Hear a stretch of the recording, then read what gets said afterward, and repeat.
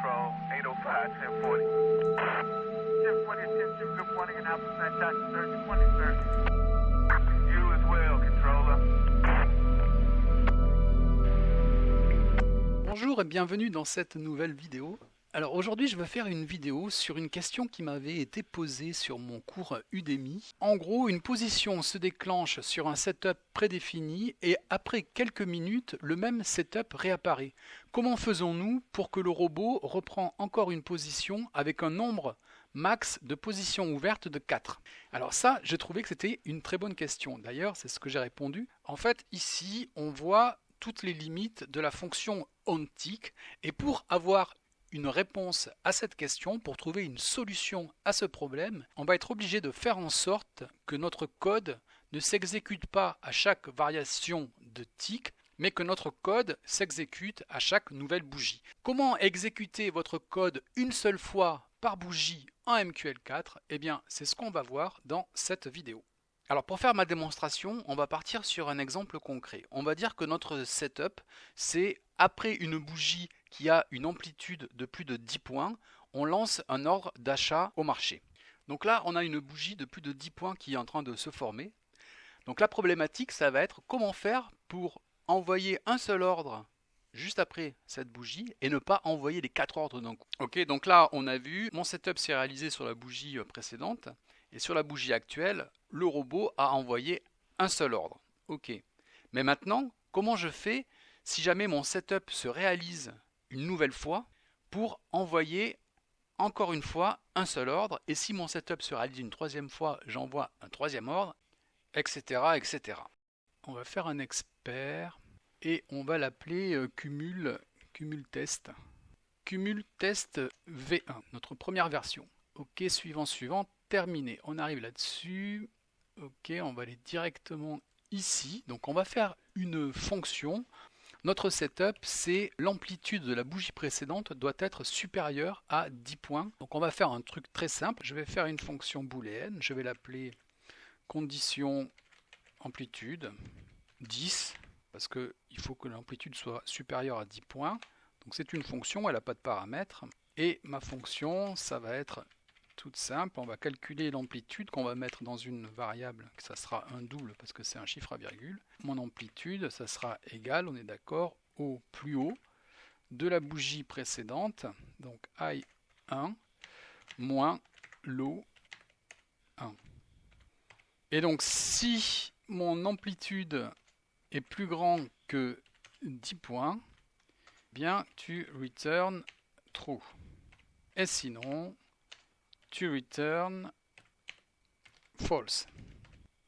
Jusqu'à là, super simple, on est d'accord. Et donc ici, maintenant, dans ma fonction onTick, si ma fonction condition amplitude 10, si elle retourne vrai, donc je le mets simplement entre parenthèses, donc maintenant, c'est là que le problème se pose. Puisque si je reprends la question, comment faisons-nous pour que le robot reprend encore une position avec un nombre max de positions ouvertes de 4? Du coup, mon problème, c'est que si je lui dis if order total doit être plus petit que 4.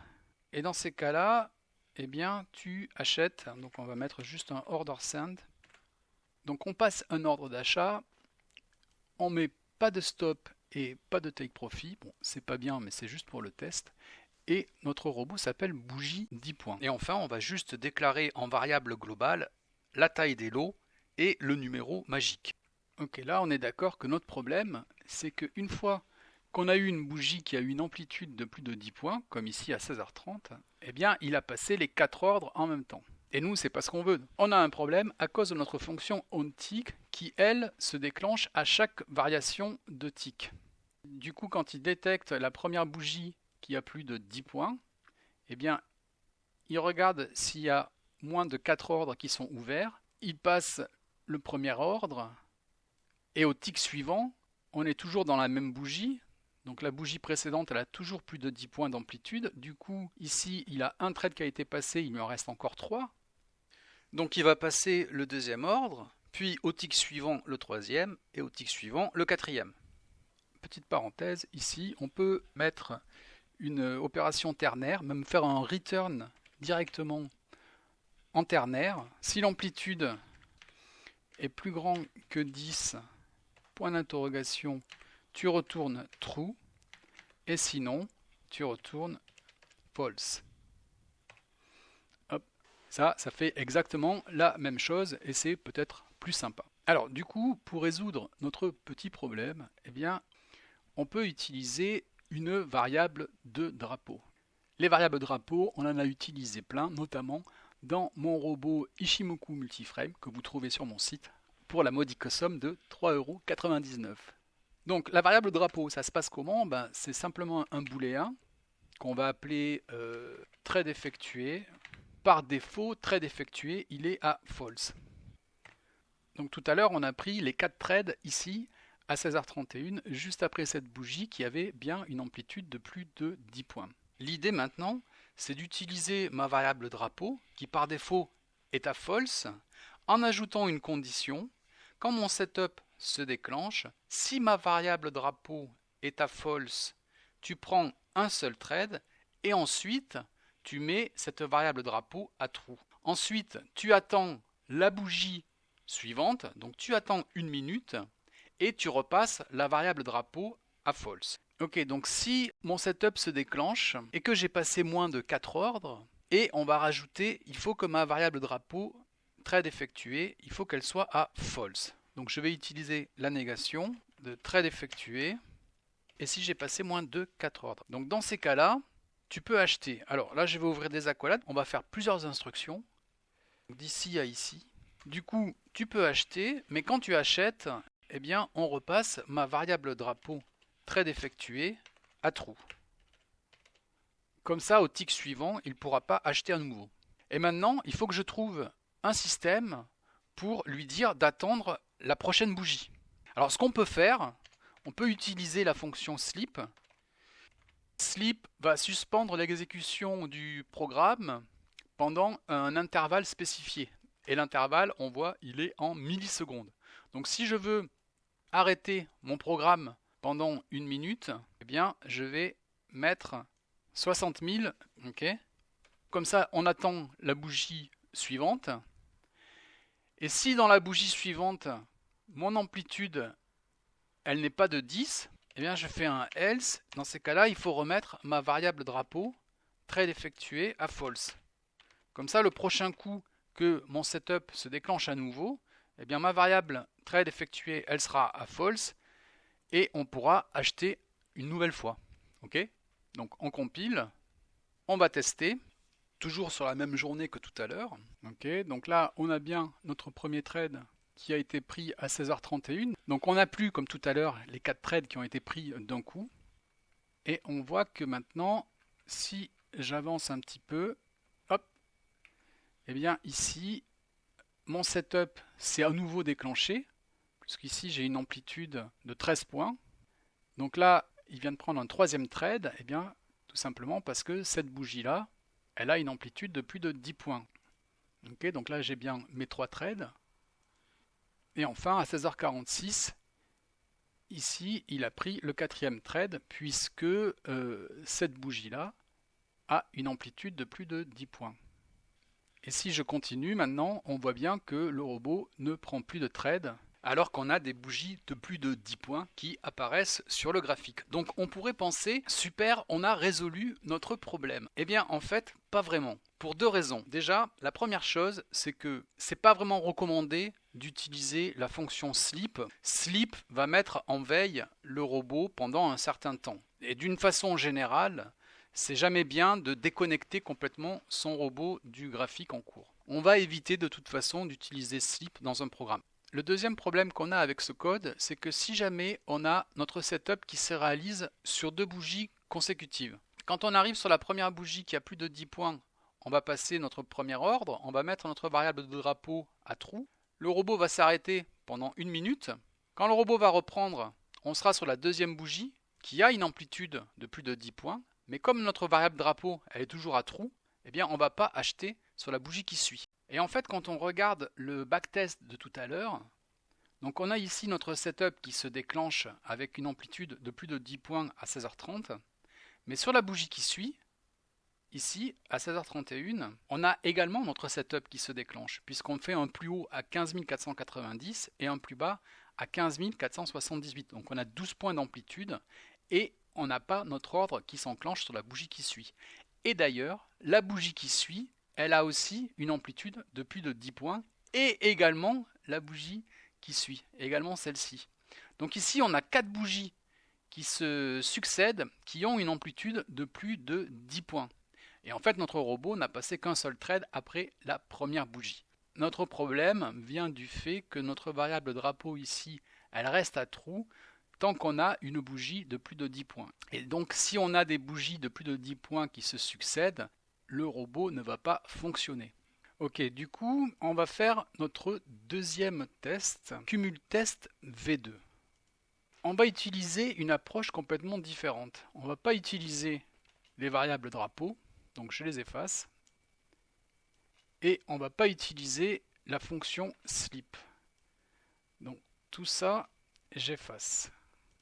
Et en fait également, on ne va pas utiliser ici cette condition. On va partir sur une approche complètement différente. On va faire une fonction, et cette fonction, elle aura pour but de vérifier si une nouvelle bougie s'est formée.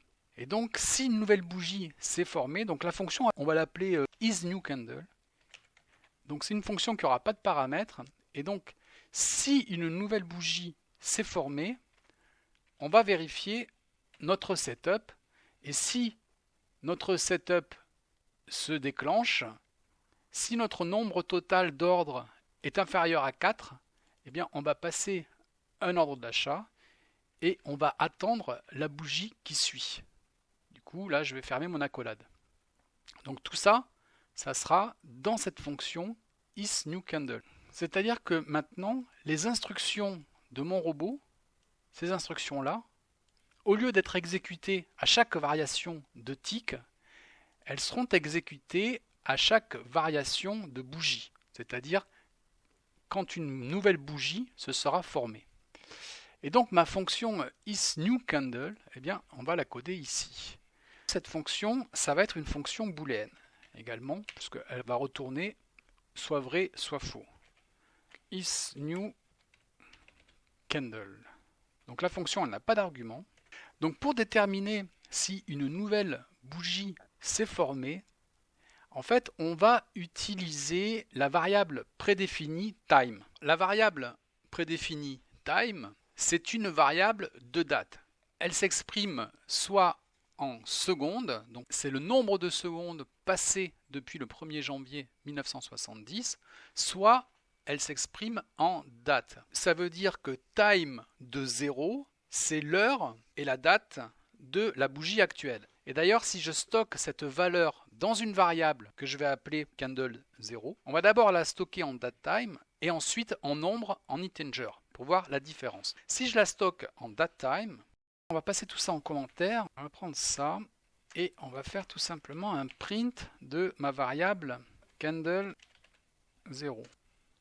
Pour l'instant, je vais enlever ma fonction parce qu'elle va gêner. Ok, donc si je prends mon robot, Cumul Test V2, et que je le glisse sur mon graphique du CAC 40, on voit, il m'indique 14h47, et là on vient de passer sur une nouvelle bougie et il indique 14h48. Ok, donc on a bien la date, le 18 septembre 2024, et surtout ce qui nous intéresse, c'est l'heure. Là je me suis mis en variable datetime. Si maintenant je mets en variable int, là j'aurai le nombre de secondes depuis le 1er janvier 1970. Donc à l'ouverture de cette bougie, qui était à 14h48, ça équivaut à 17 milliards et des poussières, 880 secondes depuis le 1er janvier 1970. Et ensuite, dès que j'ai une nouvelle bougie qui se forme, on voit le chiffre change et on passe à 17 milliards 940 secondes. C'est 60 secondes après. À chaque fois, ce temps-là, il correspond à l'ouverture de la bougie. Donc soit je le mets en int et il est exprimé en secondes, soit je le passe en datetime et là, il est exprimé en date. Si vous souhaitez apprendre comment on utilise les variables de date en MQL4, je vous recommande ma formation Coder des robots de trading en MQL4. Vous apprendrez notamment comment on peut paramétrer des horaires de trading, Et d'une façon générale, si vous souhaitez apprendre et maîtriser les bases de la programmation informatique en MQL4 pour faire du trading, eh bien ma formation est faite pour vous. Vous avez plus de 4h30 de cours pour 12,99 €. Vous avez le lien dans la description de la vidéo. Ce qu'il faut retenir, c'est que la variable time, elle est exprimée soit en secondes si je la type en integer, soit en date si je la type en datetime. Alors, je la remets en datetime et là, on voit, ça m'indique 14h50. Tant qu'il est 14h50, je sais que je suis sur cette bougie, sur la bougie actuelle. Quand il sera 14h51, eh bien, une nouvelle bougie se sera formée. En gros, quand ma variable candle 0 sera différente de ce qu'elle était, ça voudra dire qu'une nouvelle bougie s'est formée. Donc ma variable time 0, ça retourne l'heure de l'ouverture de la bougie. Et si cette variable time 0, si elle change de valeur, ça veut dire qu'on est sur une nouvelle bougie. Donc du coup, je peux dire que si time 0 est différent de ce qu'elle était, et ce qu'elle était, je vais le stocker dans une variable que je vais appeler saved candle. Donc si time 0 est différent de save candle, ça veut dire que je suis passé sur une nouvelle bougie. Donc pour l'instant, save candle, on va le stocker ici en variable globale et on va dire que c'est de toute façon une date time aussi. Et par défaut, elle vaut 0. Donc on va dire que si l'heure d'ouverture de la bougie actuelle est différente de 0, eh bien dans ces cas-là, je stocke dans ma variable saveCandle l'heure actuelle. SaveCandle égale time 0. Donc j'assigne à cette variable SaveCandle l'heure d'ouverture de la bougie actuelle. Donc qu'est-ce qui va se passer? Si l'heure d'ouverture de la bougie actuelle, si c'est comme on a vu tout à l'heure 14h50, 14h50 est différent de 0, ok. Donc dans ma variable SaveCandle, je vais stocker 14h50, ok. Au prochain tick, qu'est-ce qui va se passer? L'heure d'ouverture de la bougie, il n'aura pas changé, puisqu'on est toujours sur cette bougie de 14h50. Est-ce que 14h50 sera différent de 14h50? Bah non, ça sera pareil. Donc du coup, cette condition, elle ne s'exécutera pas. Donc là, il aura reconnu qu'on est toujours sur la même bougie. Du coup, ici, je vais dire, bah, si on est toujours sur la même bougie, tu peux retourner true. Et sinon, ici, else, eh bien, tu retournes faux. Donc on est sur la bougie de 14h50 qui vient de se former. Si 14h50 est différent de 0, alors dans cette variable SavedCandle, je vais stocker 14h50 et je retourne true. La fonction, elle va retourner vrai. Au deuxième tick, on sera toujours sur la même bougie, sauf si évidemment on a un tick par minute, mais ça c'est peu probable. Donc sur le deuxième tick, on sera toujours sur cette bougie de 14h50. Est-ce que 14h50 est différent de ma variable SaveCandle dans laquelle j'ai stocké 14h50? Ben non, 14h50 c'est pareil que 14h50. Donc il ne va pas retourner true, il va retourner false. Et au troisième tick, il va toujours retourner false jusqu'à ce qu'on soit sur une nouvelle bougie, auquel cas time 0 ça sera 14h51, qui sera bien différent de 14h50. Donc il va stocker dans ma variable SavedCandle 14h51. Et là, il va retourner true. Ok? Parce qu'une nouvelle bougie se sera formée. Alors maintenant, au lieu de stocker ma variable de départ SaveCandle dans une variable globale, eh bien, je vais plutôt la stocker à l'intérieur de ma fonction dans une variable statique. Une variable statique, elle va rester, comme son nom l'indique, statique. C'est-à-dire que elle va conserver sa valeur entre les appels de fonction. C'est-à-dire qu'en fait ici, si j'enlève le mot statique, à chaque fois que la fonction va s'enclencher, donc ici, là, à chaque variation de tick, la fonction elle va s'enclencher et à chaque initialisation de la fonction, SaveCandle va reprendre la valeur de 0. Mais moi, c'est pas ce que je veux. Moi, ce que je veux, c'est que à chaque fois que la fonction isNewCandle est appelée, je veux que SaveCandle elle récupère la valeur qu'elle avait ici. Donc c'est pour ça que j'utilise le mot statique. En fait, on aurait pu, comme tout à l'heure, la déclarer en variable globale. Ça aurait fait exactement la même chose. Mais si je la déclare ici en variable globale, elle a une portée globale sur tout le programme. Et en fait, ça va prendre la mémoire de façon un peu inutile, parce qu'au final, moi, j'ai besoin de cette variable uniquement dans cette fonction-là. Donc c'est pour ça que j'utilise une variable statique. Donc maintenant, en fait, cette partie de code, elle va s'enclencher qu'une seule fois au moment où une nouvelle bougie se forme. Donc si je compile et si je relance mon backtest sur la même période que tout à l'heure, donc après la première bougie, on a notre premier thread qui s'enclenche. Et ensuite, après la deuxième bougie, donc qui a aussi une amplitude de plus de 10 points, on a bien notre deuxième thread qui s'enclenche. Et enfin, après la troisième bougie, qui elle aussi a une amplitude de plus de 10 points, et bien là, on a bien notre troisième thread qui se déclenche. Et ensuite, après la quatrième bougie, qui elle aussi a une amplitude de plus de 10 points, eh bien, on a bien notre quatrième thread qui va se déclencher. Ici, à 16h34. Donc là, notre setup s'est déclenché 4 fois successivement et on a bien nos 4 threads qui se sont exécutés juste après. Et si maintenant j'accélère le backtest, eh bien le robot ne passe plus d'autres threads alors qu'on a bien de nouvelles bougies de plus de 10 points qui apparaissent sur le graphique. Voilà, donc ça, c'est grâce à notre fonction isNewCandle. Alors, ce qu'il faut retenir ici, c'est que cette fonction isNewCandle, elle peut effectivement remplacer le comportement de la fonction onTick, c'est-à-dire que plutôt que d'exécuter des calculs à chaque variation de tick, ce qui peut être très fréquent, surtout sur des marchés volatiles, eh bien, cette fonction permet de ne réaliser ces calculs qu'une fois par nouvelle bougie. Maintenant, il est important de noter que cette approche peut comporter des risques. Dans des marchés très volatiles ou avec des stratégies qui doivent être plus réactives, eh bien, le fait de lancer les instructions qu'une seule fois à la clôture des bougies pourrait poser problème. Et on pourrait être amené à manquer des événements importants qui se produisent entre deux bougies. Voilà, j'espère en tout cas que cette vidéo vous a plu. Si c'est le cas, n'hésitez pas à liker, à partager. Si vous souhaitez apprendre comment coder des robots de trading en MQL4, eh bien, je vous recommande ma formation sur Udemy. Et puis, si ensuite vous souhaitez développer vos compétences, eh bien, je vous donne rendez-vous sur mon site à l'onglet Premium. Merci beaucoup pour votre attention et je vous dis à bientôt pour une prochaine vidéo.